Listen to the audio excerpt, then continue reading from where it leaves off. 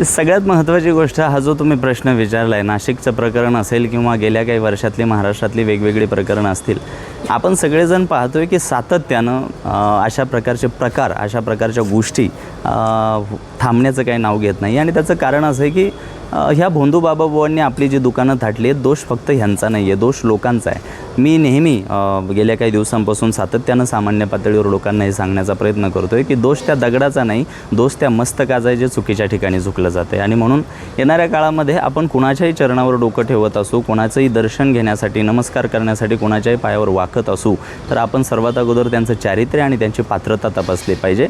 नेहमी सातत्यानं संतांच्या या भूमीमध्ये अशा प्रकारच्या बाबा भोंदू बाबांचा कल्लोळ माजणं आणि अशा पद्धतीचं पीक सातत्यानं जन्माला येणं हे कुठंतरी आपण एक उत्कृष्ट समाजव्यवस्थेचं एक अपयश म्हणावं लागेल.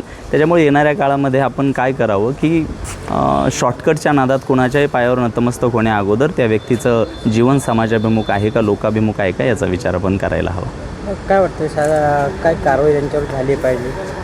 कारवाई सगळ्यात महत्त्वाची या अंगानं व्हायला पाहिजे की येणाऱ्या काळामध्ये अशा भोंदू बाबांच्या बाबतीतलं अनुकरण दुसरं कोणीही करण्याचा प्रयत्न केला नाही पाहिजे. हा महाराष्ट्र ज्ञानोबा तुकोबा यांचा आहे, हा महाराष्ट्र दादोबा पांडुरंगांपासून ते डॉक्टर महामानव बाबासाहेब आंबेडकरांचा आहे. ज्या महनीय, पूजनीय, सन्माननीय व्यक्तिमत्वांनी आपलं जीवन या महाराष्ट्राची माती सुपीक करण्यामध्ये घडवलं, तर त्यांना शोभेल अशा पद्धतीचा महाराष्ट्र आपल्याला उभा करून दाखवायचा आहे. येणाऱ्या काळामध्ये अशा भोंदू बाबाबुवांचं पीक जन्माला येणार नाही याची काळजी घेण्यासाठी आपण अत्यंत डोळसपणानं, पारदर्शीपणानं, विद्वत्ता आणि समाजाभिमुख कार्य असणाऱ्याच लोकांच्या पायावर डोकं टेकवलं पाहिजे. जनतेला काय आव्हान? जनतेला आव्हान इतकंच असेल की कोणाच्याही चरणावर डोकं टेकवत असताना सर्वात अगोदर त्या व्यक्तीची विद्वत्ता आणि पात्रता तपासा. कोणाच्याही चरणावर डोकं टेकवत असताना, कोणाच्याही पायावर नतमस्तक होत असताना त्या व्यक्तीचं आयुष्य समाजाभिमुख, लोकाभिमुख आहे का हे तुम्ही तपासायला हवं. कुठलाही भोंदू बाबा जेव्हा समाजाचं नुकसान करतो तेव्हा दोष फक्त त्या एकट्या बाबाबुवाचा, त्या भोंदू बाबाचा नसतो.